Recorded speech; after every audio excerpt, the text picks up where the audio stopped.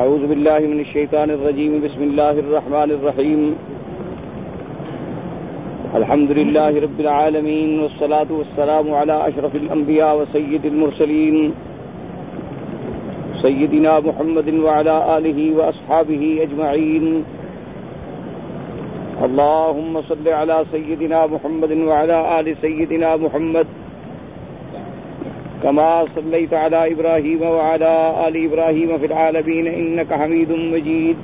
قال الله تبارك وتعالى في كلامه المجيد أعوذ بالله من الشيطان الرجيم بسم الله الرحمن الرحيم والنازعات غرقا والناشطات نشطا والسابحات سبحا فالسابقات سبقا فالمدبرات امرا يوم ترجف الراجفة تتبعها الرادفة قلوب يومئذ واجفة أبصارها خاشعة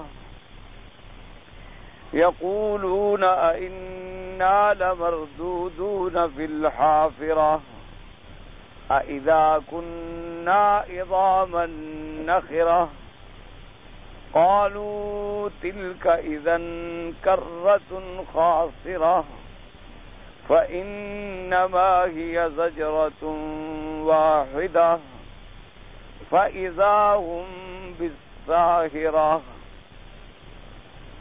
سورۃ النازعات یہ بھی ان صورتوں میں سے ہے جو حضور پاک صلی اللہ علیہ وآلہ آلہ وسلم تسلیما کثیرا کثیرا پر ہجرت سے پہلے نازل ہوئی ہیں، یعنی سورت مکیہ. اور اس سورت مبارک کا بھی مرکزی مضمون جو ہے اس بات آخرت ہے، اس بات معاد ہے. اور اس صورت مبارکہ کا تعلق جو ہے اور یا ربط جسے کہتے ہیں سابقہ صورت سے بڑا واضح اور کھلا ہوا اور ظاہر ہے کہ اس صورت مبارک میں بھی مسئلہ قیامت کا بیان تھا، مسئلہ آخرت کا بیان تھا، اور اس صورت مبارک میں بھی مسئلہ آخرت کا اثبات ہے اور آخرت کا بیان ہے اور اسی کے بارے میں احوال ہیں. تو دونوں صورتوں کا آپس میں تعلق اور آپس میں ربط جو ہے وہ بڑا واضح ہے. یہاں پر اللہ تبارک و تعالی نے ابتدا کے اندر جیسے کہ آپ نے سورۃ المرسلات میں پڑھا ہے 5 چیزوں کی قسم کھائی ہے، اور قسم کھانے کے بعد دعویٰ جو ہے وہ اس بات آخرت اور اس بات قیامت. اب اس کے اندر بھی مفسرین کرام رحمہم اللہ تعالی علیہم اجمعین کے اقوال مبارکہ ہیں کہ یہ 5 چیزیں جن کی اللہ نے قسم کھائی ہے، یہ 5 صفتوں کا موصوف ایک ہے، اور یا 5 صفتوں کے موصوف جو ہیں وہ مختلف ہیں. پہلا قول جو ہے مفسرین کرام رحمہم اللہ تعالی علیہم اجمعین کا وہ یہ. اور اسی طرح پھر اس بات کو سمجھیں کہ اگر ان کا موصوف ایک ہے، یعنی جن چیزوں کی قسم کھائی گئی ہے یہ تو صفتیں ہیں نا، تو ہر صفت کے لیے موصوف ہوتا ہے کہ بھی موصوف کیا ہے، تو موصوف ایک ہے یا موصوف متعدد ہیں ایک. دوسری بات یہ ہے کہ اگر موصوف ایک ہے تو اس موصوف سے مراد کیا ہے. اس لیے مفسرین کرام نے سلف صالحین نے رحمہم اللہ تعالی علیہم اجمعین نے اس سورت مبارکہ میں سورت النازعات کے ان 5 آیات کے بارے میں مختلف اقوال ذکر فرمائے. اور ویسے علماء کرام نے یہ لکھا ہے، خاص طور پر طالب علم بھائی جو ہیں ان کے لیے، کہ اگر کوئی آدمی صحیح معنی میں یعنی صحیح طریقے سے طالب العلمانہ طریقے سے اور صحیح محنت سے اللہ کے قرآن کے یہ آخری 2 پارے جو ہیں نا جی، یعنی تبارک الذی سے لے کر سورۃ والناس تک، علماء نے لکھا ہے کہ اگر طالب العلم محنت کرے اور ان 2 پاروں کے ترجمے کو بار بار مطالعے میں رکھے اور بار بار مطالعہ کرے اور روزانہ اپنا ایک وظیفہ بنا لے کہ روزانہ میں نے ایک سورت یا آدھی سورت کا ترجمہ دیکھنا ہے، تو اس کے لیے اللہ کا قرآن سمجھنا بڑا آسان ہو جاتا ہے۔ اس کی وجہ علماء نے یہ لکھی ہے کہ قرآن تو اللہ کا کلام ہے، اس میں تو کوئی شبہ نہیں، اور اللہ کا کلام جو ہے وہ سارے کا سارا اعلیٰ اعلیٰ اعلیٰ ہی اعلیٰ ہے، اور اللہ کے کلام کی عظمت کا تو یہ عالم ہے جسے خود قرآن نے بیان کیا ہے۔ اللہ نے فرمایا کہ اگر یہ سارا سمندر سیاہی بن جائے اور اللہ کے کلام کو لکھنا شروع کریں، اللہ کے کلمات کو لکھنا شروع کریں، بلکہ فرمایا اگر ایک سمندر نہیں، ہم 7 سمندر اسی طرح کے اور بھی بڑے بڑے بنا کے سیاہی بنا دیں اور اللہ کے کلمات کو لکھیں، وہ سمندر تو ختم ہو جائیں گے لیکن اللہ کے کلمات ختم نہیں۔ اس کی وجہ بھی علماء کرام نے سمجھائی ہے کہ سمندر کتنی بڑا ہو، سمندر کے پانی کے قطرات کتنی بڑے ہوں، لیکن آخر متناہی ہے، آخر محدود ہے، حد ہے کوئی اس کی۔ مثلا ایک جگ میں تھوڑا پانی ہوتا ہے، ایک مٹکے میں زیادہ پانی ہوتا ہے، ایک ٹینکی میں اس سے زیادہ پانی ہوتا ہے، ایک نہر میں اس سے زیادہ ہوتا ہے، ایک دریا میں اس سے زیادہ ہوتا ہے، لیکن آخر کوئی نہ کوئی حد تو ہے نا۔ اللہ کے کلام کی تو کوئی حد ہی نہیں ہے، تو لہذا ساری دنیا کے سمندر بھی اگر خرچ کیے جائیں تو اللہ کے کلمات کو کیسے لکھ سکتے؟ اور پھر اللہ کے کلمات میں جو مواعظ ہیں، اللہ کے کلمات میں جو حکم ہیں، اللہ کے کلمات کے اندر جو چیزیں ہیں وہ تو اتنی ہیں کہ پوری دنیا ختم ہو جائے گی، لیکن اللہ کی کلام کی حکمتیں اور مواعظ جو ہیں وہ ختم نہیں ہوں۔ اسی سے آپ اندازہ فرما لیں کہ آج 1400 سال گزر گئے، سمندر اللہ کے قرآن کے اس بحر بے کنار میں کتنے علماء ہیں جو غوطے لگاتے آ رہے ہیں اور محنتیں کرتے آ رہے ہیں اور کرتے انشاءاللہ قیامت تک چلے جائیں گے، لیکن بات ختم نہیں ہوگی۔ تو اس لیے علماء کرام نے فرمایا ہے کہ اللہ کے قرآن کو سمجھنے کے لیے بھئی طواف کر رہے ہیں، کیا ہے؟ انا للہ و انا الیہ راجعون۔ یہ تو ان لوگوں کا حال ہے جو قرآن سننے کے لیے بیٹھے ہیں، تو جو باہر کھڑے ہیں ان کے تماشے کو طواف کر رہے ہیں۔ بس انسان ہیں آپ کی طرح، نہ جن ہیں نہ فرشتے ہیں، انسان ہیں، طواف کر رہے ہیں، اللہ کے ذکر میں مشغول ہیں، بس بات ختم ہو گئی۔ اس میں کون سی حیرت ہے کہ آدمی فوراً اللہ کا قرآن وہ دیکھو کیا ہو گیا، کیا ہو، خدا کے بندے۔ کچھ انسان کو اللہ کے قرآن سننے کے لیے آداب ہونے چاہیے، اللہ کے قرآن سننے کے لیے کچھ طریقہ ہے کہ ادب ہو، توجہ ہو۔ اگر توجہ نہ ہو تو بات کیا سمجھ آئے گی اللہ کے قرآن؟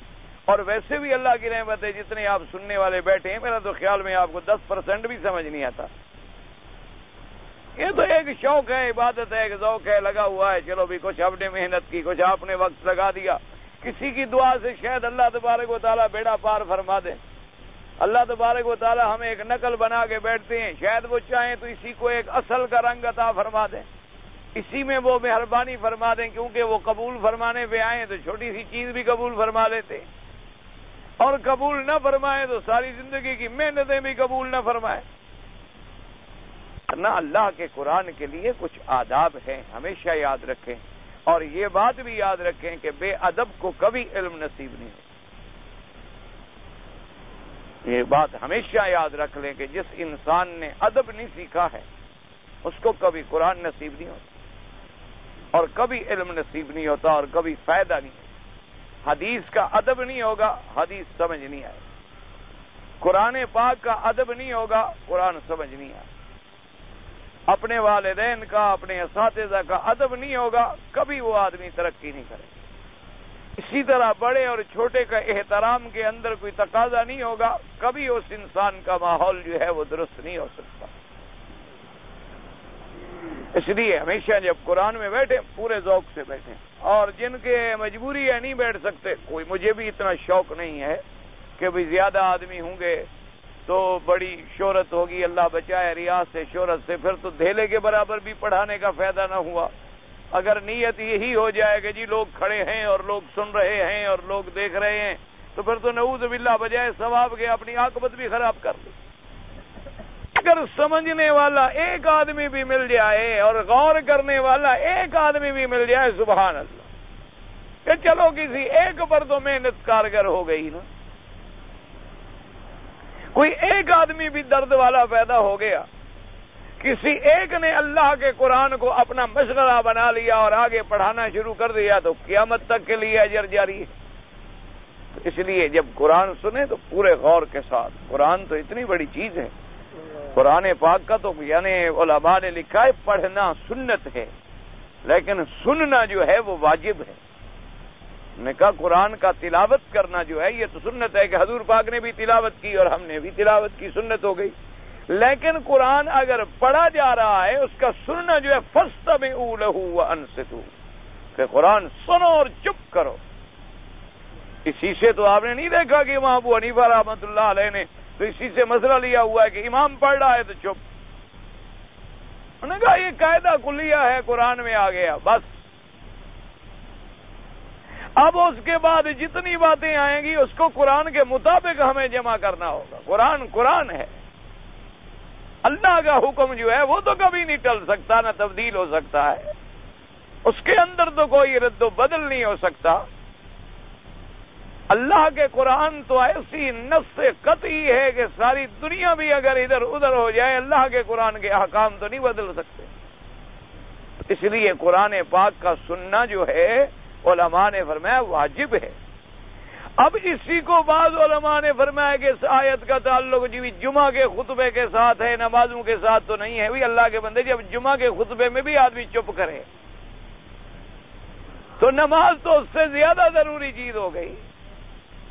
اگر امام خطبہ پڑھا رہا ہے اور ہمیں جو حکم ہے کہ چپ، اشارہ بھی نہ کرو، دوسرا اگر بول رہا ہے تو اس کو منع بھی نہ کرو ورنہ تمہارا ثواب ختم ہو جائے گا کہ تم نے بول تو لیا۔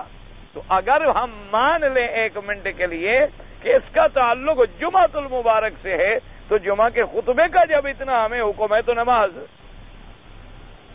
حالانکہ جمعہ کے خطبے میں تو ہم نماز میں نہیں بیٹھے ہوتے، ہم اب بس نماز کے بغیر بیٹھے ہوئے، وہاں بھی ہمیں حرکت کا حکم نہیں، دوسرے کو روکنے کا حکم نہیں، بولنے کا حکم نہیں۔ اس لیے صحابہ سے آپ نے نہیں سنا کہ جب حضور صلی اللہ علیہ وسلم بیان فرماتے تھے، صحابہ کہتی ہیں ہم ایسے بیٹھے ہوتے تھے کہ جیسے ہمارے سروں پہ کوئی پرندہ بیٹھا ہے کہ اگر ہم نے ذرا یوں کیا تو پرندہ تو اڑ جائے گا نا، پرندہ تو معمولی حرکت سے بھی اڑ جاتا ہے، یعنی ہم ایسے بیٹھے ہوتے تھے ادب سے کہ گویا سانس ہی نہیں، گویا کوئی سانس ہی نہیں نکل رہی ہے، بالکل بغیر حرکت کے، بغیر کسی چیز کے سکون سے بادب بیٹھے ہیں حضور صلی اللہ۔ اسی لیے آپ نے نہیں دیکھا کہ جب بھی صحابہ نے حضور نے پوچھا کہ عرفات کے دن میں پوچھا آپ نے تمام صحابہ سے کہ حاضرین آج کون سا دن ہے، تو کوئی ایسا آدمی تھا جس کو پتہ نہ ہو کہ عرفات کا دن ہے؟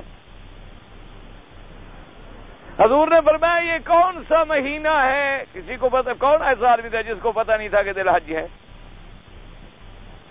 حضور نے فرمایا کون سی جگہ ہے، لیکن صحابہ نے کیا جواب دیا؟ اللہ ورسولہ اعلم، اللہ ورسولہ اعلم، کہ اللہ اور اللہ کے رسول جانتے ہیں، اللہ کے رسول حالانکہ سب جانتے تھے کہ عرفات کا میدان ہے، عرفات کا دن ہے، جمعہ کا دن ہے، ذی الحجہ کی 9 تاریخ ہے، سارے حج کے لیے آئے ہوئے ہیں، احرام باندھ کے کھڑے ہوئے ہیں، بھولنے کا سوال ہی پیدا نہیں ہوتا۔ لیکن وجہ کیا تھی کہ یہ ادب کا طریقہ تھا کہ بھئی حضور جو پوچھ رہے ہیں تو مقصد ہماری توجہ ہے، ہم کیوں بات کریں، حضور ہمیں خود سمجھائیں گے کہ مقصد حضور کے سوال مبارک کا کیا ہے۔ اس لیے مقصد ادب تھا کہ حضور اللہ جانے اور آپ جانے، اللہ جانے اور آپ جانے، کیونکہ حضور کے ان باتوں کے پوچھنے کے پس منظر میں خدا جانے کیا بات ہے، خدا جانے کیا مقصد ہے۔ اس لیے طریقہ ادب یہ تھا صحابہ رضوان اللہ علیہم اجمعین کا کہ فوراً آپ کی طرف لوٹا دیا گیا کہ اللہ و رسولہ اعلم. اور اگر صرف یہ کہتے کہ جی آپ جانتے ہیں تو پھر مقام عظمت خداوندی کا ذکر نہیں آتا تھا. اس لیے کہا کہ اللہ تو جاننے والے ہیں اور اس کے بعد اس کا رسول، کہ اللہ نے اپنے پاک پیغمبر کو خبر دی ہوگی. تو یہ مقام ادب ہے کہ یہ بھی نہیں کہا کہ حضور جانتے ہیں، تاکہ علم کی نسبت نبی کی طرف نہ ہو جائے.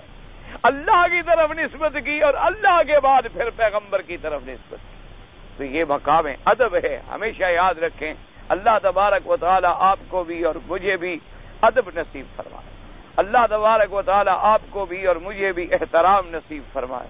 اسی لیے آپ نے دیکھا ہوگا بڑے بڑے لوگ، بڑے بڑے پڑھے لکھے لوگ، یعنی جن کے علوم اتنے مستحضر تھے کہ حیرت ہوتی ہے، لیکن انہوں نے ائمہ کی شان میں توہین کی، انجام خراب ہو، عاقبت خراب ہو. کسی نے ائمہ محدثین کی شان میں کوتاہی کی، عاقبت خراب ہو. کسی نے اہل اللہ کے حق میں، اللہ کے اولیاء کے حق میں بدظنی رکھی اور ان کو برا بھلا سمجھا، نعوذ باللہ، اور ان کے بارے میں کوئی نہ کوئی طعن کیا، نعوذ باللہ، نتیجہ یہ نکلا کہ ان کی عاقبت ٹھیک نہیں. ایک بات ہوتی ہے مسئلہ بیان کرنا، مسئلہ بیان کرنا علیحدہ ہے. ایک ہے کسی کی توہین کرنا، کسی کے شان میں طعن کرنا، کسی کے شان کے اندر تنقیص کرنا. ایک آدمی ہے، ٹھیک ہے، امام ابو حنیفہ رحمۃ اللہ علیہ کی بات کو نہیں مانتا،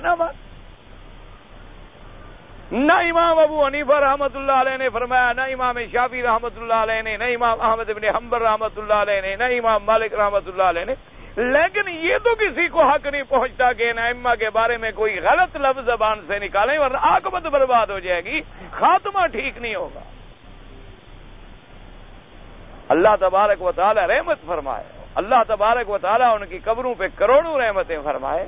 آخر آدمی اسی سے اندازہ لگا لے کہ ہمیں دنیا میں 10 شاگرد، 20 شاگرد، 200، 400، 500 شاگرد بھی نہیں ملتا، اور اللہ نے جن کو لاکھوں شاگرد عطا فرمائے ہیں تو اللہ کے ہاں وہ مقبول نہیں تھے.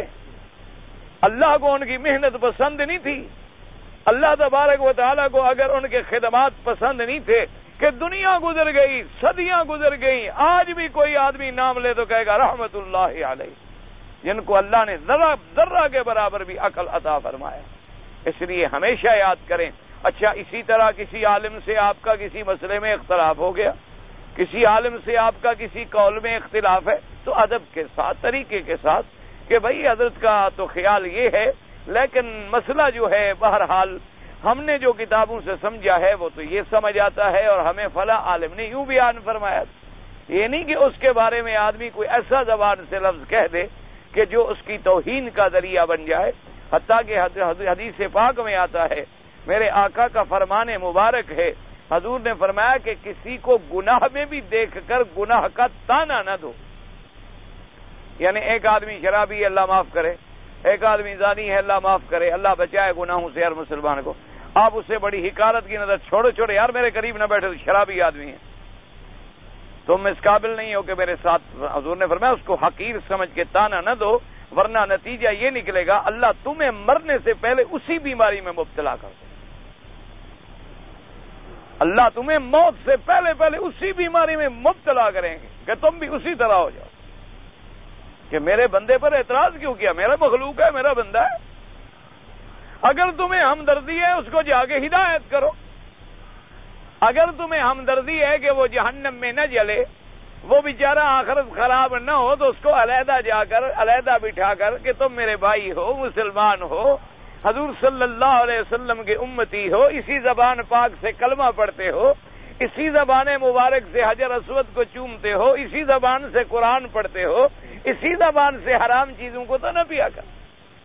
اسے آپ جا کر ہدایت کریں کہ بھئی تم تو میرے بھائی ہو، تم تو بہت اچھے آدمی ہیں، تمہارا تو صرف ایسے ہے جیسے کوئی ہیرے کو گندگی میں ڈال دو، ہیرا تو آخر ہیرا ہے، تم ہو تو آدم کے بیٹے، ہو تو تم امت محمد مصطفیٰ. صرف بات یہ ہے کہ ذرا پٹڑی سے ڈبہ اتر گیا ہے، پھر پٹڑی پہ چڑھا دو، گاڑی چل پڑے گی. اس کے ساتھ ہمدردی کریں، اسے برائی کی نظر سے نہ دیکھیں، ورنہ حضور نے فرمایا کہ اللہ تبارک و تعالیٰ انتقام لیتے ہیں اس آدمی کو مرنے سے پہلے اسی بیماری میں مبتلا کر دے.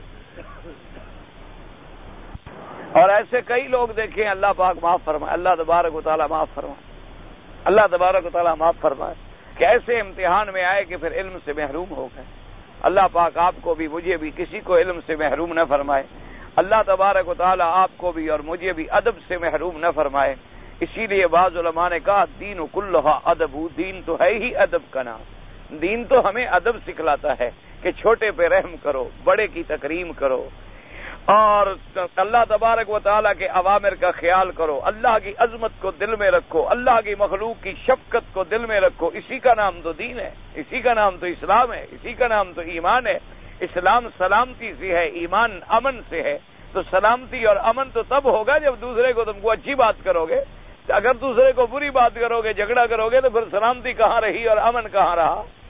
اس لیے ہمیشہ یاد رکھے۔ تو اب اس میں سمجھیے علماء نے کہا کہ اگر یہ دو پارے یعنی 29واں اور 30واں یعنی یہ دو جز جو ہیں قرآن پاک کی، ان پر آدمی ذرا محنت کر لے، اور کوئی مشکل نہیں، گھر میں کوئی ترجمے کا قرآن شریف رکھ لیں اور روزانہ ایک اپنا وظیفہ بنا لیں کہ میں نے روزانہ ایک صفحہ دیکھنا ہے یا آدھا صفحہ دیکھنا ہے۔ زیادہ کریں گے تو پھر آپ فائدہ نہیں اٹھا سکیں۔ اگر آپ اردو پڑھے ہوئے ہیں، اردو کی تفسیر لے لیں، جیسے معارف القرآن ہے حضرت مفتی شفیع صاحب رحمۃ اللہ علیہ کی، اسی طرح معارف القرآن ہے حضرت کاندہلوی رحمۃ اللہ علیہ، حضرت مولانا ادریس رحمۃ اللہ علیہ کی، اردو کی بڑی مستند قسم کی تفسیریں ہیں اور عالمانہ تفسیریں ہیں جن کے اندر الحمدللہ کوئی ایسی ادھر ادھر والی بات نہیں ہے۔ تو اس میں روزانہ کا ایک عمل بنا لیں آپ کے، روزانہ صبح کو، رات کو، عشاء کو، جب تمہارا اللہ نے ٹائم دیا ہے، تھوڑا سا غور کر کے چاہے 4 آیتیں پڑھیں، لیکن پڑھیں غور کر، پورے تدبر کے ساتھ اور تفکر کے ساتھ، اور پھر اس کو ختم کر لیں، پھر شروع کر دیں، پھر ختم کر لیں، پھر شروع کر دیں۔ تو جب آپ 8-10 دفعہ اس سے نکل جائیں گے، پھر آپ کو اللہ کا قرآن سمجھ آنا شروع ہو جائے، پھر آپ کو پتہ چلے گا کہ ہاں میں قرآن سمجھ رہا ہوں اور مجھے کچھ لفظوں کا پتہ چل رہا ہے، مجھے یعنی آدمی کو شدھ بدھ ہو جاتی ہے، اندازہ ہو جاتا ہے پھر اللہ کے قرآن سمجھنے کا، اور جو طالب العلم ہے ان کو زیادہ فائدہ ہو جاتا ہے، اور جو عالم ہیں ان کو اور زیادہ فائدہ ہو جاتا ہے۔ یہ تو اللہ تبارک و تعالیٰ نے ہر کسی کی سمجھ کے مطابق رکھا ہے نا کہ آدمی اپنی فہم کے مطابق فیصلہ کرتا۔ تو اس لیے ہمیشہ یاد کریں یہ صورتیں بڑی مشکل بھی ہیں، الفاظ مبارک بڑے مشکل بھی ہیں، اور اللہ کا کلام جو ہے پورے جوش اور جلال میں ہے، اس لیے الفاظ ایسے الفاظ مبارکہ ہیں کہ وہاں عقل دنگ ہو جاتی ہے آدمی کوئی بات کا، اس لیے ہر بات کو یاد رکھیں اور ایک ایک جملے کو یاد رکھیں۔ تو اب دیکھیں 5 چیزوں کی قسم آئی ہے، فرمایا والنازعات غرقا والناشطات نشطا والسابحات سبحا فالسابقات سبقا فالمدبرات امرا۔ اللہ نے فرمایا مجھے قسم ہے، یہ اللہ کی قسم ہے، والنازعات غرقا، پہلا قول یاد رکھیں، علماء نے فرمایا اللہ نے یہاں فرشتوں کی قسم کھائی ہے۔ اللہ نے فرمایا مجھے ان ملائکہ کی قسم ہے، ان فرشتوں کی قسم ہے جو سختی سے کھینچنے والے ہیں۔ نازعات نزع سے ہے، نزع مانا کسی چیز کو سختی سے کھینچنا، زور لگا کے نکالنا، سختی سے، شدت سے، اس کو کہتے ہیں نزع۔ غرقن یا اغراقن مانا ایک ہوتا ہے، غرق کا مانا اصل میں ڈوبنا، یاد رکھ، کہتے ہیں نا فلانا آدمی غرق ہو گیا، کیا مانا ڈوب گیا۔ تو ڈوبنے کا کیا مانا ہے کہ جب آدمی کسی کام میں، آپ دیکھتے ہیں نا ایک آدمی کتاب میں بیٹھا ہے، محنت کر رہا ہے، کہتے ہیں یہ تو جی کتاب میں ڈوبا ہوا ہے، اس کو تو جی ادھر ادھر کا پتہ ہی کوئی نہیں، وہ تو جی کتاب میں ڈوب گیا ہے، حالانکہ کتاب میں کوئی ڈوب تھوڑا جاتا ہے، کتاب کوئی سمندر ہے، لیکن وہ جو اسی غور و فکر میں ڈوبا ہوا ہے، اسی فکر میں لگا ہوا ہے، تو محاورے میں بھی یہ کہتی ہیں جی چھوڑو اس کی کیا بات ہے، وہ تو بس اپنے فکر میں ڈوبا ہوا ہے، اسے تو دنیا جہان کا پتہ ہی کوئی نہیں، جب جاؤ کتاب ہے، جب جاؤ کتاب ہے، بیٹھا ہے تو کتاب ہے، سویا ہوا ہے تو کتاب ہے، وہ تو رات کو سوتا ہے، پڑھتے پڑھتے سو جاتا ہے، کبھی کتاب چہرے پہ پڑی ہوتی ہے، کبھی کتاب سینے پہ پڑی ہوتی ہے، وہ تو جی بس کتابوں کا کیڑا ہے یا کتابوں میں ڈوب گیا ہے۔ یا جیسے کہتی ہے جی فلاں نے جیسے کہتے ہیں نازی القوس کو جو کھینچتے ہیں نا کمان، کہ وہ ایسے کھینچا کہ پوری قوت کو صرف کر دیا، وہاں محاورہ استعمال ہوتا ہے غرق کا، یعنی سختی سے کھینچتے ہیں ڈوب کر، اسی بارے میں ڈوب کے کسی کو جیسے اندر سے کھینچ کے لے آیا جائے، تو وہاں مانا ہوتا ہے نازعات کا مانا سختی سے، اور غرق کا مانا ہوتا ہے ڈوبنا، یعنی کسی چیز میں ڈوب کر اس کی تہ سے اندر سے چیزیں نکال لینا، اور نکالنا بھی سختی کے ساتھ، اس کو کہتے ہیں نازعات۔ تو علماء نے فرمایا کہ یہ فرشتوں کی قسم ہے، ملائکہ کی اللہ نے قسم کھائی ہے کہ جو سختی سے نکالتے ہیں، کیا یعنی سختی سے نکالتے ہیں کافروں کے ارواح کو، کہ کافر کے روح کو جب نکالتے ہیں تو سختی سے نکالا جاتا ہے، اس لیے علماء نے فرمایا ملائکہ کی قسم۔ اور اگلی بات بھی انہوں نے کہا وہ بھی ملائکہ، وَالنَّاشِطَاتِ نَشْطًا، اور قسم ہے ان کی جو آہستگی سے کرتے ہیں، آہستگی سے بند کھولتے ہیں۔ ناشطات نشطا، نشط اصل کہتے ہیں کسی بند کا، کسی گرہ کا کھول دینا۔ کیا مانا؟ جیسے آپ نے دیکھا نا مشکیزہ پانی کی بھری ہوئی ہو نا، تو آگے رسی بندھی ہوئی ہوتی ہے، اگر آپ اس کو رسی کھول دیں تو فوراً پانی بہہ جائے گا۔ تو گویا کہ آپ نے اس کا بند کھول دیا، آپ نے اس کا جو اوپر بند بندھا ہوا تھا کھولا تو بس فوراً پانی نکل گیا۔ آپ کسی چیز کا بند باندھا ہوا ہے، آپ نے کھولا تو بس فوراً نکل گیا۔ اچھا کوئی چیز اگر جانور بندھا ہوا ہے، آپ نے کھول دیا تو فوراً وہ نکل گیا۔ تو انہوں نے کہا وَالنَّاشِطَاتِ نَشْطًا، اور قسم ہے ان فرشتوں کی جو کھولتے ہیں بند کھولنا، یعنی آسانی کے ساتھ۔ اس لیے مفسرین نے فرمایا کہ پہلی آیت سے مراد ہے کہ وہ فرشتے جو کافروں کا روح کھینچتے ہیں، اور دوسری آیت سے مراد ہے مومن کا روح نکالنا، کہ کافر کا روح سختی سے کھینچا جاتا ہے، اور مومن کا روح ایسے ہوتا ہے جیسے کسی چیز کا بند کھول دیا جائے، اور بند کھولنے کے بعد وہ چیز جلدی سے بہہ جاتی ہے، اسی طرح مومن کا روح جو ہے وہ نکل جاتا ہے۔ اب علماء کرام نے فرمایا یہ بات بھی یاد رکھیں کہ یہ سارا معاملہ جو بھی ہو رہا ہے یہ روح کے ساتھ ہو رہا ہے۔ ایک بات کو یاد رکھنا، روح کا نکالنا، روح کا قبض کرنا، ملک الموت کا اللہ کے حکم سے ارواح کو نکالنا، یہ سارا معاملہ چونکہ روح کا ہے، اس لیے یہ ظاہر جو ہمیں نظر نہیں آتا یا ہمیں کچھ چیز نظر آتی ہے تو دراصل ہماری نظر کا کوئی اعتبار نہیں۔ کیا مانا؟ مثال کے طور پر کہ اللہ نے فرمایا کہ کافر کا روح جو ہے وہ سختی سے کھینچا جاتا ہے، اور احادیث مبارکہ میں بھی آتا ہے کہ ارواح کفار جو ہیں وہ بڑے سختی سے کھینچے جاتے ہیں، اور بظاہر ہم دیکھتے ہیں کہ ایک کافر ہے اور بیٹھا بیٹھا ہارٹ اٹیک ہوا، مر گیا، اسے کوئی ظاہری تکلیف نہیں ہوئی، یا ایک کافر ہے بیمار ہوا اور مر گیا اور ہم نے دیکھا کہ بظاہر جو ہے اسے کسی قسم کی کوئی تکلیف جو ہے نہیں ہوئی، تو وہ نازعات نزعن کا کیا معنی ہوگا کہ ہمیں تو شدت نظر نہیں آئی۔ اچھا اب قرآن کہتا ہے کہ مومن کے ارواح جو ہیں وہ ناشطات نشطا، ایسے آسانی سے کھولے جاتے ہیں کہ جیسے کسی بند کو کھولیں اور مشکیزہ کا پانی بہہ جائے، اسی طرح مومن کی روح بھی نکل جاتی ہے اللہ کے حکم سے۔ تو اب بظاہر ہم دیکھتے ہیں کہ ایک مومن ہے، اللہ کا ولی ہے، اور بڑا عابد ہے، زاہد ہے، صالح ہے، متقی ہے، لیکن موت کے وقت بڑی سختی ہے، بڑی شدت ہے، بیچارہ تڑپ رہا ہے اور روح نکل نہیں رہی اور بڑی پریشانی ہے اور سخت ترین شدت کے اندر ہے، اور سب کہتے ہیں بھی دعا کرو اللہ اس کی مشکل حل کر دے، اللہ اس کی مشکل آسان کر دے، تو ظاہراً ہمیں بڑی مشکل نظر آ رہی ہے، بڑی سختی نظر آ رہی ہے۔ اس لیے علماء نے فرمایا یہ تمہارے دیکھنے کا معاملہ نہیں، اصل معاملہ جو ارواح کا ہے وہ گویا کہ علم غیب سے تعلق رکھتا ہے، جس کا ہمارے ساتھ کچھ نہیں ہوتا۔ اب ظاہر میں کافر چاہے کتنے آرام سے مر رہا ہو، اس کے روح کے ساتھ جو معاملہ ہو رہا ہے وہ اللہ جانتا ہے یا وہ جانتا ہے جس کے ساتھ معاملہ ہو رہا ہے، ظاہری چاہے کوئی آثار ہی نہ ہوں، چونکہ اللہ نے عالم برزخ جو ہے ہمارے آگے غیب رکھا۔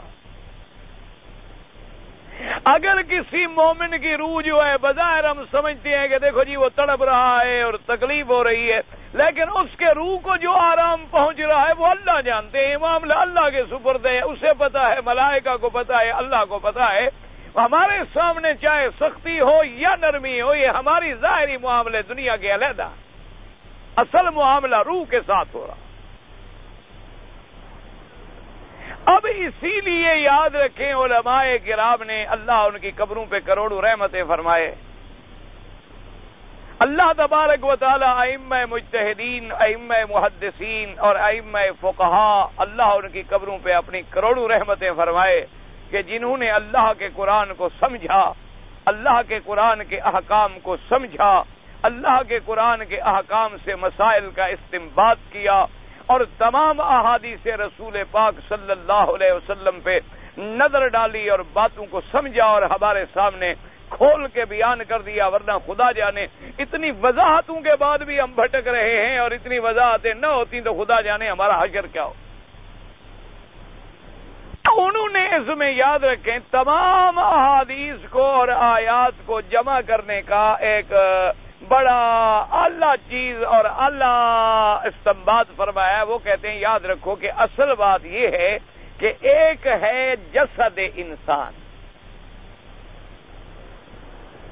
یہ تھوڑا سا مسئلہ مشکل ہے، ذرا توجہ کے ساتھ پوری توجہ کریں گے انشاءاللہ. اللہ کچھ مجھے بھی کہنے کی توفیق دیں گے آپ کی دعا سے، اور سمجھنے کی بھی توفیق عطا فرمائیں گے. ورنہ ہم کیا ہیں، ہم تو جاہل لوگ ہیں. 2-4 کتابیں دیکھ لی یا 2-4 لفظ پڑھ لیے تو بس خون لگا کے نام شہیدوں میں لکھوا لیا.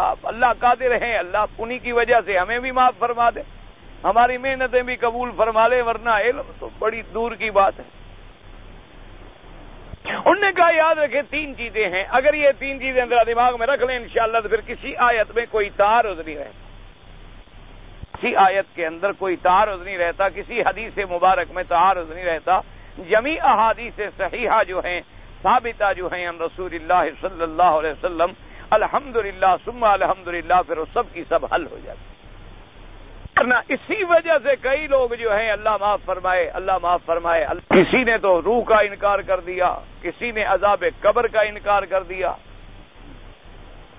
کسی نے سوال قبر کا انکار کر دیا، کسی نے بالکل نعوذ باللہ قیامت کا ہی انکار کر دیا، کسی نے اللہ کے فرشتوں اور ملک الموت کا انکار کر دیا، اور کوئی اتنے آگے بڑھے کہ انہوں نے ملک الموت کو بھی عالم الغیب بنا لیا.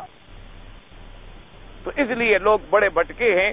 اگر ان میں تھوڑی سی توجہ کر دی جائے اس مسئلے کو، ماشاءاللہ شیخ الاسلام ابن تیمیہ رحمۃ اللہ علیہ اور شیخ الاسلام ابن قیم رحمۃ اللہ علیہ اور اسی طرح علماء میں سے بڑے بڑے علماء نے، مولا علی قاری رحمۃ اللہ علیہ، مولانا ثناء اللہ، 2 گزرے ہیں. ایک مولانا ثناء اللہ الحدیث علماء میں سے تھے اور ایک مولانا ثناء اللہ علماء احناف میں سے تھے. اللہ دونوں کی قبر پہ کروڑوں رحمتیں فرمائے. تو آج کل سر پھٹبل ہو گیا ہے، ورنہ اگلے زمانے میں الحمدللہ لڑائی جھگڑے نہیں ہوتے تھے، صرف علمی اختلاف ہوتا تھا. اصل وجہ کیا تھی کہ دونوں میں علم تھا، اور آج کل وہ علم رہا نہیں. جب برتن خالی ہو تو وہ چیخے گا اور کیا کرے گا. ورنہ پہلے دور میں الحمدللہ کوئی جھگڑے وگڑے نہیں ہوتے تھے. علماء اہل حدیث بھی، علماء دیوبند بھی، علماء تبلیغ بھی، علماء احناف بھی، علماء شوافع بھی، جو صحیح معنوں میں عالم تھے. ایک دوسرے کا احترام تھا، ایک دوسرے کی عزت تھی، ایک دوسرے سے ملاقات تھی، اور جو مسائل متفق علیہ ہوتے تھے ان میں تو بالکل اکٹھے ہوتے تھے، ایک جگہ کھڑے ہو کے دیوار بنتے تھے. اور جن مسئلوں میں اختلاف تھا وہاں بھی محبت اور پیار سے اختلاف. اللہ ان سب کی قبروں پہ کروڑوں رحمتیں. انہوں نے یہ مسئلہ جو ہے بیان کیا، اور آپس میں عجیب عجیب یعنی اتفاقات ہیں. بعد آپ ان لوگوں کی واقعات پڑھیں نا جی، آدمی کو بڑی حیرت ہوتی. مسئلہ ختم نبوت پہ آپ جب نظر ڈالیں گے تو آپ دیکھیں گے سب کٹھے کھڑے. قادیانیت کے خلاف محاذ بنا تو الحمدللہ سب کٹھے کھڑے. کفر کی قوتوں کے خلاف جہاں محاذ بنا الحمدللہ سب اکٹھے کھڑے. اور جناب کبھی وہ نماز پڑھا رہے ہیں، کبھی وہ نماز پڑھا رہے ہیں، کبھی وہ مصلی پہ کھڑے ہیں، کبھی وہ مصلی پہ کھڑے ہیں، اور پھر کسی قسم کا کوئی جھگڑا ہی نہیں، کوئی اختلاف ہی نہیں، کوئی بات ہی نہیں. اگر کبھی بات ہوئی تو وہ عالمانہ ہوئی، اور آپس میں بڑی بے تکلفی ہوتی تھی. حالانکہ مولانا ثناء اللہ جو گزرے ہیں رحمت اللہ علیہ، اللہ ان کی قبر پہ رحمت فرمائے، بہت بڑے علماء میں سے. اسی طرح مولانا محمد حسین صاحب بٹالہ کے تھے، بٹالوی کہلاتے تھے. بہت بڑے عالم گزرے ہیں، اللہ ان کی قبروں پہ رحمتیں فرما دے۔ اور ادھر آپ دیکھیں کہ مولانا ثناء اللہ جیسا پکا حدیث، کہاں وہ اور کہاں علامہ اقبال جیسا ملنگ آدمی، کوئی جوڑ ہے؟ یعنی ایک آدمی پکا صحیح معنوں میں سنت پاک پہ چلنے والا اور 24 گھنٹے جناب اللہ کے دین کے درد رکھنے والا اور دین میں زندگی گھلانے والا، اور کہاں پہ علامہ اقبال جیسا مست کلندر قسم کا آدمی، ملنگ آدمی، حقہ چل رہا ہے، داڑھی منڈی ہوئی ہے اور جناب اپنے گھر کے باہر بیٹھے ہوئے ہیں، اور مولانا بھی شام کو عصر سے بیٹھے ہیں، عشاء تک علامہ کے ساتھ مجلسیں ہو رہی، بے دخل بھی ہے، اور وہ اپنا ملنگ ہے، بیٹھا ہے، حقہ بھی چل رہا ہے۔ اس کا حقہ تو مجبوری تھی نا بیچارے کی، اللہ بخشے، اب تو فوت ہو گئے بہرحال۔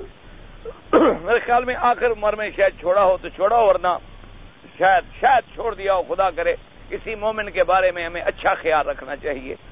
بہرحال مجھے پورا علم نہیں ہے، لیکن بہرحال پوتے پیتے تھے اور بڑی بے دخل بیٹھے ہیں، مولانا بیٹھے ہیں، گپ شپ ہو رہی ہے اور بڑی آپس میں۔ ایک دفعہ مولوی صاحب سے ایک آدمی مسئلہ پوچھنے آ گیا، اس نے کہا جی یہ امام کی جو لوگ تقلید کرتے ہیں، کہتے ہیں فلاں امام کے پیچھے چلتا ہوں، وہ کہتا ہے میں فلاں امام کے پیچھے چلتا ہوں، یہ کیا بات ہے؟ یہ لوگ مسلمان ہیں کیا ہے؟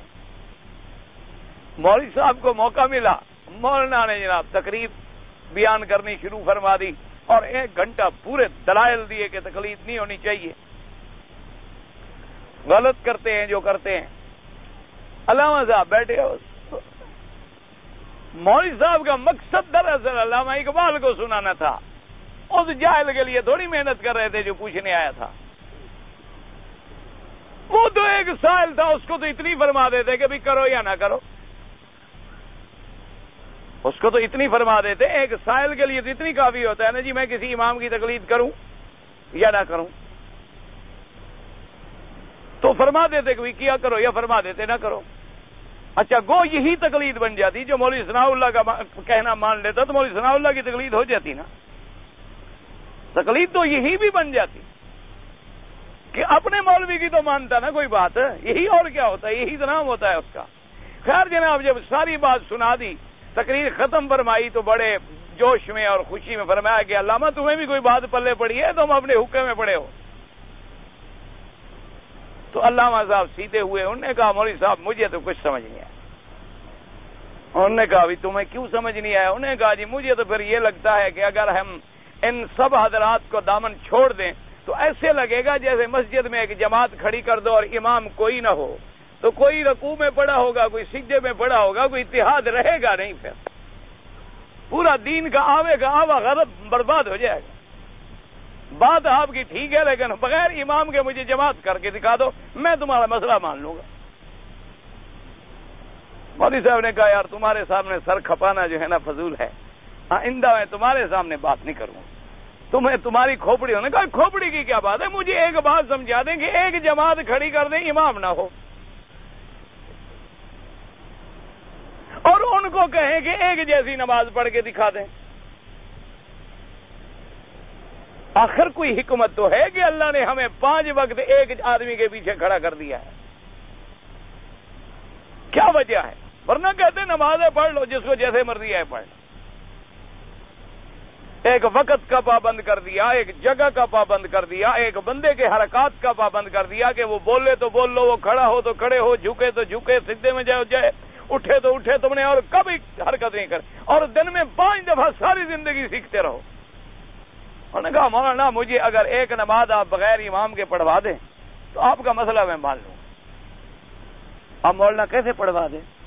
مولانا ہنس کے چلے گئے، تو ایسی کوئی بات نہیں تھی۔ بہرحال اللہ ان کے قبروں پہ رحمتیں فرمائے، کیونکہ دل صاف تھے، اندر بغض نہیں تھا۔ اللہ دعا کرو اللہ ہمارے دلوں کو بھی بغض سے پاک کرے، اللہ ہمارے دلوں سے بھی کینہ، حسد، ریاض، ضد یہ نکال دے، اور اللہ ہمیں صحیح قرآن اور حدیث کی فہم عطا فرما دے۔ تو اس لیے اب ان علماء نے ایک مستقل بحث لکھی ہے، اس کا خلاصہ میں عرض کر رہا ہوں۔ انہوں نے کہا کہ انسان میں 3 چیز، ایک ہے جسد، یہ ڈھانچہ، انہوں نے کہا اس کے اندر پھر ایک ہے نفس، اور پھر اس نفس کے اندر جو ہے وہ ہے روح. سمجھ لیں یعنی کتنی ہو گئی چیزیں. عام تو ہم یہی کہہ دیتے ہیں نا کہ ایک جسد ہے ایک روح ہے، لیکن انہوں نے کہا کہ قرآن نے فرمایا اللہ یتوفی الانفس حین موتہا. وہاں انفس کا لفظ ہے، انفس جمع ہے نفس کی. بعض علماء تو کہتے ہیں نفس بھی روح ہے، بعض علماء کہتے ہیں روح بھی نفس ہے. اور قرآن میں کہیں لفظ آیا ہے نفس کا اور کہیں لفظ آیا ہے روح کا. یسألونک عن الروح قل الروح من امر ربی. اللہ نے فرمایا میرا مدنی پاک اللہ کے کروڑوں صلاۃ و سلام آپ پر آپ سے سوال کرتے ہیں کہ وہ روح کیا چیز ہے، تو ان کو آپ کہہ دیں کہ روح میرے رب کا امر ہے، بس اس سے زیادہ میں نہیں جانتا. بس میرے اتنی حکم ہے کہ روح جو ہے وہ ایک ایسی چیز ہے میرے رب کا امر ہے. اس کے بارے میں اور زیادہ کوئی چیز بیان بھی نہیں کر سکتا. وما اوتیتم من العلم الا قلیلا. اور اللہ نے فرمایا تم نہیں دیے گئے علم سے مگر تھوڑا سا. اب جناب علماء نے فرمایا کہ ایک ہے جسد انسان، جیسے کہ حضرت شیخ ابن القیم رحمۃ اللہ علیہ رحمۃ واسعہ، اللہ کی کروڑوں رحمتیں ہوں، انہوں نے بھی فرمایا ایک ہے نفس اور ایک ہے روح. یوں سمجھیے انہوں نے کہا اس جسد کی حیات ہے اس نفس سے، اور نفس کی حیات ہے اس روح سے. آ گئی یہ بات. یعنی پہلا جو ہے پہلا تو ڈھانچہ ہے نا جی، ڈھانچہ جو ہے جسد جو ہے اس کی اندر جو حیات ہے یعنی گویا یہ لے رہا ہے نفس سے، اور نفس زندہ ہے روح سے. انہوں نے کہا اور وہی نفس ہے جو عناصر اربع کا مرکب ہے. انہوں نے کہا جو ہم پڑھتے ہیں نا جی کہ انسان کو عناصر اربع سے بنایا گیا ہے کہ اس میں آگ بھی ہے، اس میں مٹی بھی ہے، اس میں پانی بھی ہے، اس میں ہوا بھی ہے. انہوں نے کہا اس کا معنی یہ نہیں ہے یہ تو گوشت پوست ہے، ہڈیاں ہیں. انہوں نے کہا یہ جو بدن ہے انسان کا یہ کیا ہے، اس کے اندر تو عروق ہیں، عصبات ہیں، شرائین ہیں، اس کے اندر عظام ہیں یعنی ہڈیاں ہیں، عصب پٹھے ہیں، رگے ہیں، گوشت ہے، پوست ہے، جلد ہے.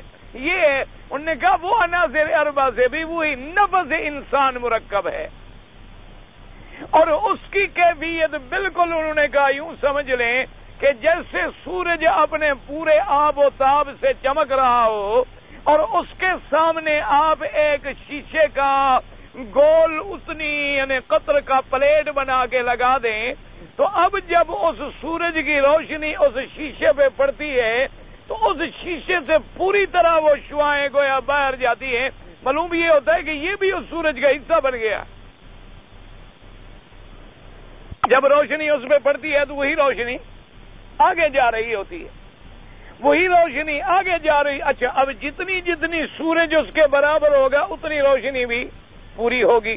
اب سورج اوپر ہو گیا تو روشنی بھی آدھی ہو گئی، اور اوپر ہو گیا اور اوپر ہو گیا اور اوپر ہو گیا تو روشنی یہاں شیشے میں آنا ختم ہو گئی کہ اس کے مقابل پہ وہ نہیں رہا. اچھا پھر اس کے برابر آ گیا تھوڑا سا تو لائٹ آنی شروع ہو گئی.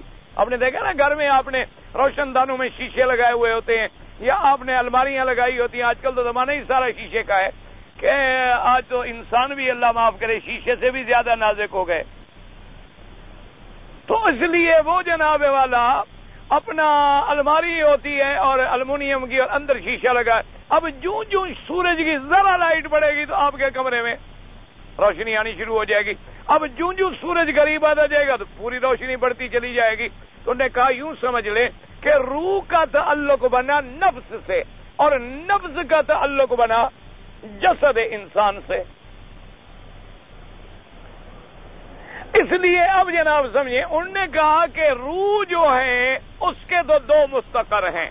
اگر روح ہے مومن ہے تو اس کا مستقر علیین ہے، اور اگر کافر کی ارواح ہیں تو ان کا مستقر جو ہے وہ سجین ہے. لیکن بندہ جب مر جاتا ہے قبر میں تو جسد بھی ہے اور نفس بھی ہے. نفس اسی کے اندر ہے اور اس روح کا علاقہ بھی اس نفس کے ساتھ قائم ہے، چاہے وہ روح والا علیین میں ہو۔ جیسے سورج اپنی جگہ تھا لیکن اس کی روشنی جب شیشے پہ پڑ رہی تھی تو گویا آپ کو پورا سورج نظر آ رہا تھا۔ اسی طرح چاہے وہ روح جہاں ہو، انہوں نے کہا اس کا علاقہ جو ہے وہ اس نفس سے ہوتا ہے اور نفس کا علاقہ جسد سے ہوتا ہے۔ اب اگر قبر میں ظاہری جسد ختم بھی ہو جائے، عذاب تو اسی نفس کو ہو رہی ہے۔ اس لیے ہمیں جسد نظر آئے یا ہمیں نظر نہ آئے، ہمیں کوئی چیز سمجھ آئے یا ہمیں کوئی چیز سمجھ نہ آئے، تو انہوں نے کہا اسی لیے لوگ دھوکے میں پڑ جاتے ہیں کہ جی جسد گل گیا، روح علیین میں چلا گیا تو عذاب کس کو ہوتا ہے؟ انہوں نے کہا اصل میں چونکہ وہ اس درمیانی منزل جو تھی اس کو سمجھ نہیں سکے، اگر وہ ان کی نظر میں ہوتی تو اللہ کے قرآن کا بھی انکار نہ کرتے، احادیث رسول پاک کا بھی انکار نہ کرتے کہ عذاب قبر جو ہے وہ حق ہے۔ اب ظاہراً ہڈیاں پڑی رہیں، ظاہراً جسد ہے پڑا رہے نہ پڑا رہے، گل جائے سڑ جائے کچھ ہو جائے، کیونکہ معاملہ تو نفس سے ہو رہا ہے، معاملہ تو اس سے ہو نہیں رہا، اور اس نفس کا تعلق بھی روح کے ساتھ باقی ہے، اور روح ایسی چیز ہے کہ جس پر تو اللہ موت بھی نہیں دیں گے۔ روح تو جب سے پیدا کر دی گئی ہے وہ تو ہے ہی ہے، وہ تو ہے ہی ہے۔ یعنی عالم ارواح میں جب ارواح آئے تو ان سے وعدہ لیا گیا الست بربکم قالوا بلا، پھر بھی روح رہی، پھر وہ روح ہر بندے میں جب منتقل ہوئی تو پھر بھی رہی۔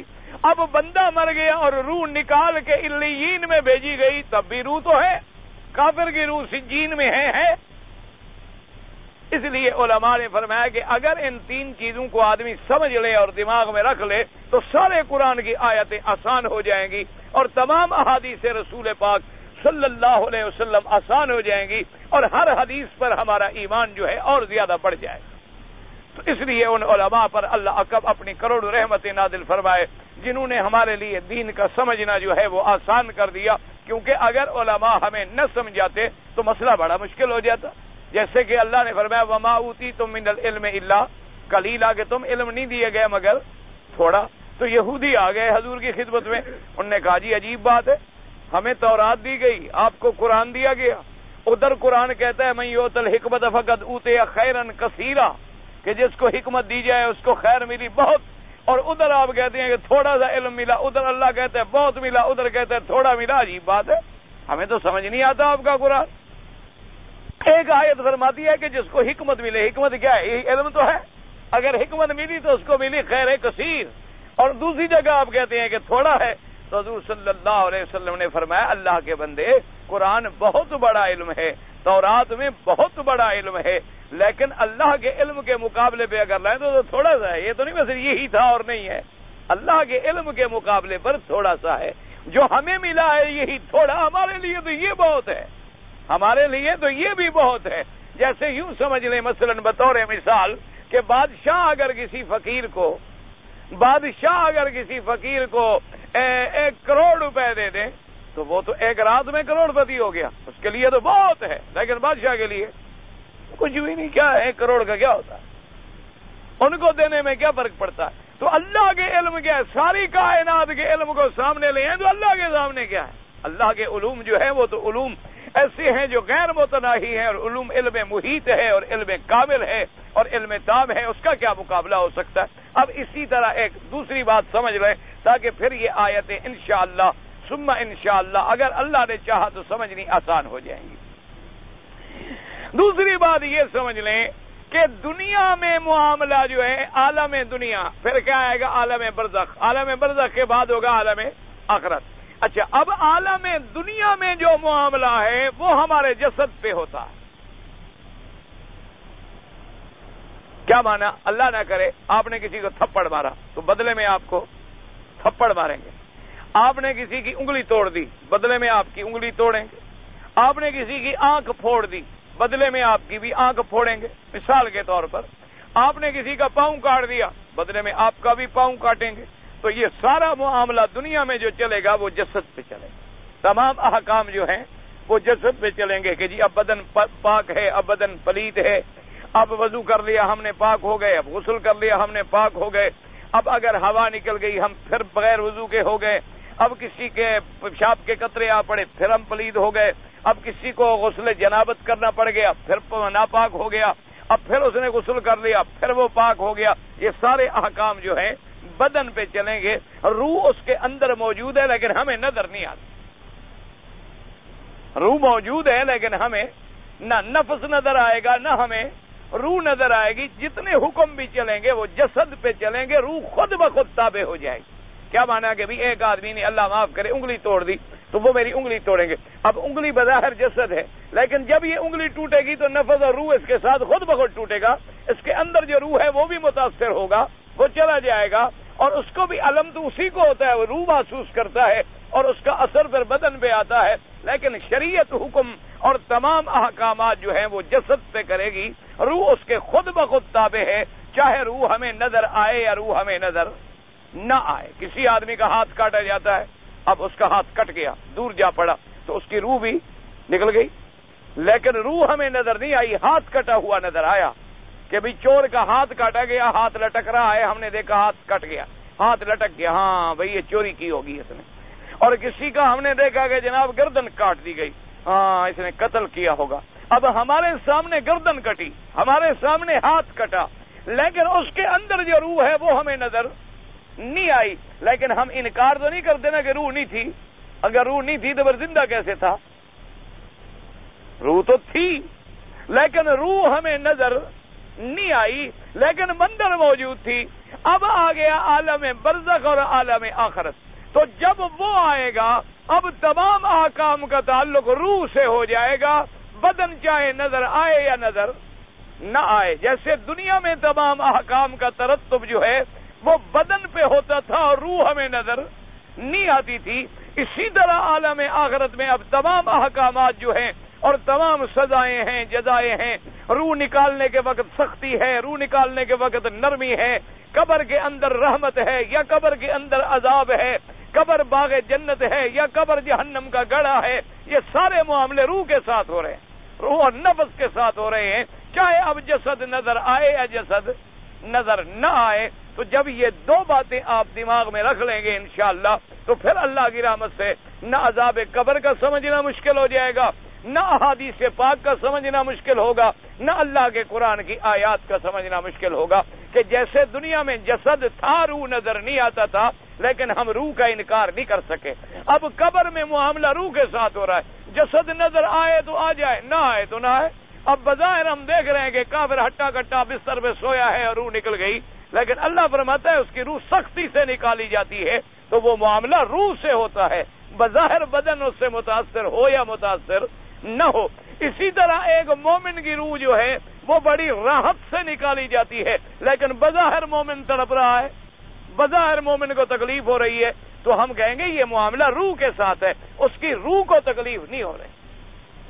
اچھا اسی طرح ایک دوسری بات بھی آپ سمجھ رہے ہیں، اللہ پاک رحمت فرمائے، فرمایا کہ کافر کی روح جو ہے نا گویا یوں سمجھے کہ وہ جب نکلنے کا وقت آتا ہے تو بدن میں چھپتی ہے کہ نہ نکلوں کسی طرح بچ جاؤں. بچ تو کوئی نہیں سکتا لیکن بھاگنے کی کوشش اپنی طرف سے بدن میں ڈوبتی ہے. تو فرشتے بھی ڈوب کے ایک جگہ سے کھینچ کے نکالتے ہیں. اور مومن کی روح آرام سے کیوں نکلتی ہے کہ جب اس کے سامنے عالم برزخ کا آرام آتا ہے، اللہ کے فرشتے آتے ہیں، جنت کی نعمتیں آتی ہیں اور فرشتے آ کر اس کو مبارکباد دیتے ہیں، وہ تو تیار ہوتا ہے میں جلدی کروں نکلوں. تو جو چیز خود جلدی جانا چاہے اس کو نکلنے میں کیا تکلیف ہے؟ اب آپ دیکھیں نا جی، ایک آدمی کو آپ گھر سے کھینچے وہ نہ نکلے تو آپ کتنا زور لگائیں گے؟ آپ اس کو کھینچیں گے وہ کسی دروازے کو پکڑ لے گا، کسی لکڑی کو پکڑ لے گا، کسی پلنگ کو پکڑ لے گا، کسی چارپائی کو پکڑ لے گا. آپ پھر گھسیٹیں گے وہ پھر اور کسی ستون کو پکڑ لے گا، آپ پھر گھسیٹیں گے وہ اور کسی دروازے کو پکڑ لے گا. تو گھسیٹتے آپ کے لیے مسئلہ بن جائے. اچھا ایک آدمی انتظار میں بیٹھا ہو کہ مولوی صاحب کب آئیں ذرا ناک کریں، وہ جی میں تو حاضر جی، دروازہ کھولا اور نکل آیا. تو مومن تو انتظار میں ہوتا ہے کہ میری موت کب آ رہی ہے، اس کو تو پتا ہے کہ موت آنی ہے، وہ تو موت کے لیے تیار ہے، اس کا تو موت پر ایمان ہے اور عالم آخرت پر ایمان ہے. اس لیے وہ موت کی انتظار میں ہوتا ہے، تیار ہوتا ہے کہ جو اللہ نے وقت لکھا ہے وہ ادھر ادھر تو ہو ہی نہیں سکتا. اور پھر وہ کہتا ہے جی الحمدللہ دنیا کے عذاب سے چھوٹیں گے اور آخرت کی راحتیں ملیں گی، جنت ملے گی، مزے ہوں گے. تو وہ تو بڑے آرام، اس لیے اس کی روح ایسے نکلتی ہے جیسے آپ نے کوئی بند کھول دیا ہو. اور کافر کی روح ایسے نکلتی ہے جیسے غرق ہو رہی ہو اور ڈوب ڈوب کر اسے کھینچ کھینچ کے نکالا جائے.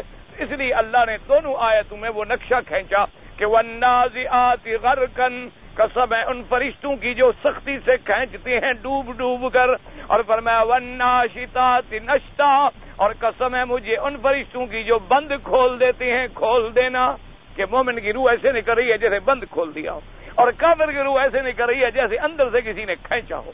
تو اس لیے علماء کرام نے اللہ تبارک و تعالی ان پہ بھی کروڑ رحمتیں فرمائے، اور اللہ ہمیں قرآن اور حدیث کی صحیح فہم عطا فرما دے اور اس پہ چلنے کی اپنی رحمت سے توفیق عطا فرما دے.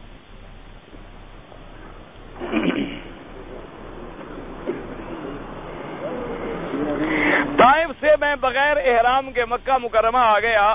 بھئی امام ابو حنیفہ رحمت اللہ علیہ کے نزدیک طائف میقات ہے اور آنے والے پر احرام باندھنا ضروری ہے. وہ تو فرماتے ہیں کہ اگر بغیر احرام کے آ گیا تو عمرہ بھی قضا کرے اور ایک بکری بطور دم بھی ادا کرے. اور باقی ائمہ کرام تھوڑا فرق فرماتے ہیں.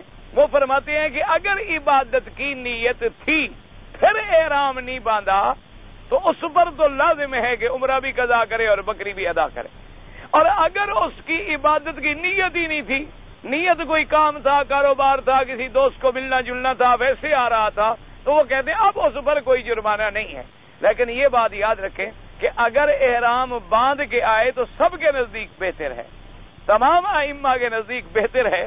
اور اگر باندھ کے آئے تو اختلاف سے بھی بچ گیا، کسی جھگڑے سے بھی بچ گیا، کسی اختلاف سے بھی بچ گیا، کسی کے نزدیک غلطی سے بھی، ورنہ ایک امام دو تو کہیں گے غلطی کی، دو چار کہیں گے نہیں کی، لیکن بہرحال باعث اختلاف.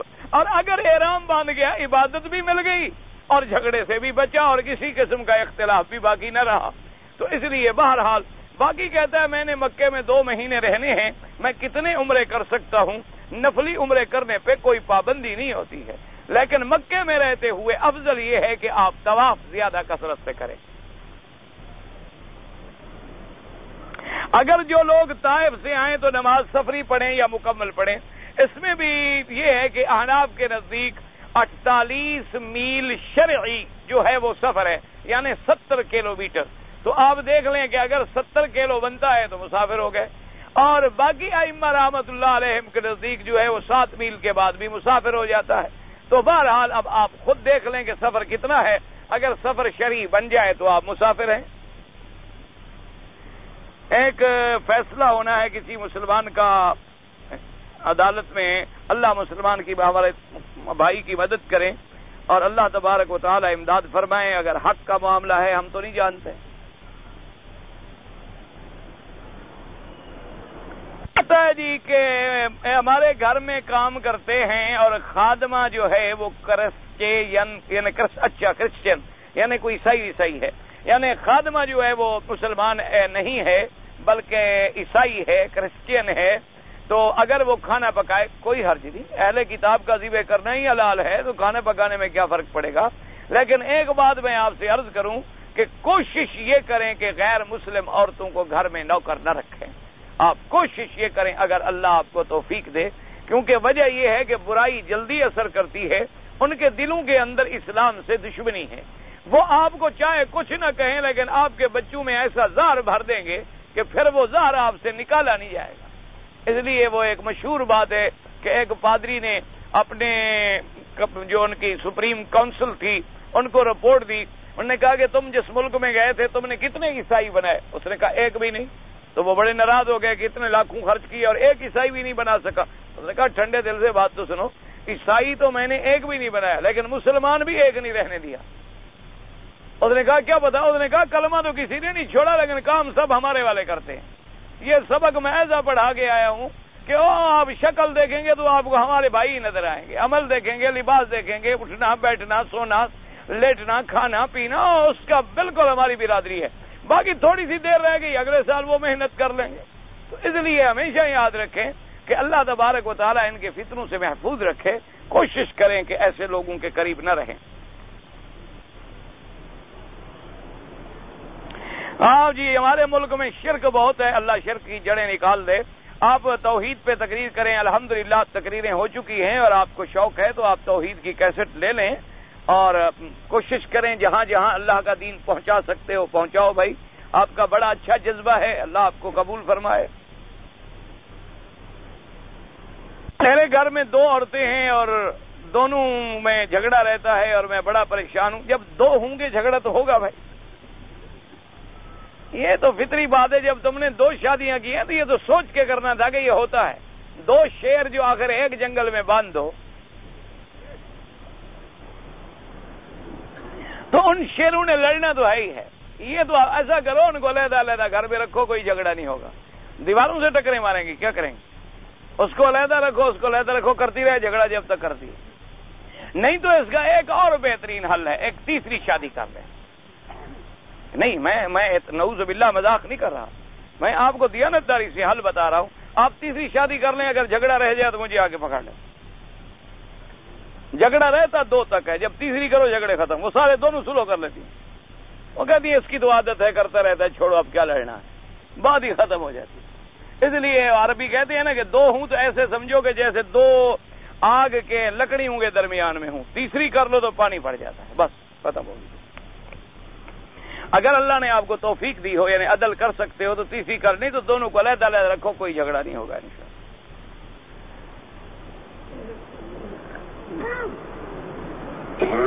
لوگ منتیں مان لیتے ہیں کہ قرآن پڑھائیں گے اور ساسین پڑھیں گے. بھائی منت ماننا ہی شریعت میں حکم ہے کہ منت نہ مانو. منت کا کوئی نہیں, جو اللہ نے لکھا ہے وہ ہوتا ہے. منت مان کر ہم اپنے ذمے بلا وجہ جو چیز ضروری نہیں ہوتی وہ ضروری کر لیتے ہیں. باقی اگر آپ نے منت مانی ہے تو پھر پوری کریں, کہ میں قرآن پڑھوں گا یا یاسین سورت پڑھوں گا یا دعا کروں گا, وہ آپ کریں. باقی یہ شبینہ وغیرہ کرنا, یہ جو آج کا رواج ہے کہ لوگوں کو بلا لیا اور پھر اس کے ختم کرایا, پھر پیسے دیے اور پھر کھانے, یہ بدعت. یہ جو ہے نا جی, ایک آدمی نے بیوی کو بھیجا, یہ کو 20 دفعہ میں بتا چکا ہوں, مجھے نہیں سمجھ آتا ہے, اتنا فارغ میں نہیں ہوں. چہرے سے بال اگر کسی نے کھینچے ہیں, داڑھی کو تو نہ کھینچتا رہے, باقی بال اگر کوئی ہے تو کوئی حرج نہیں. بلی کھا جائے کچھ نہیں ہوتا.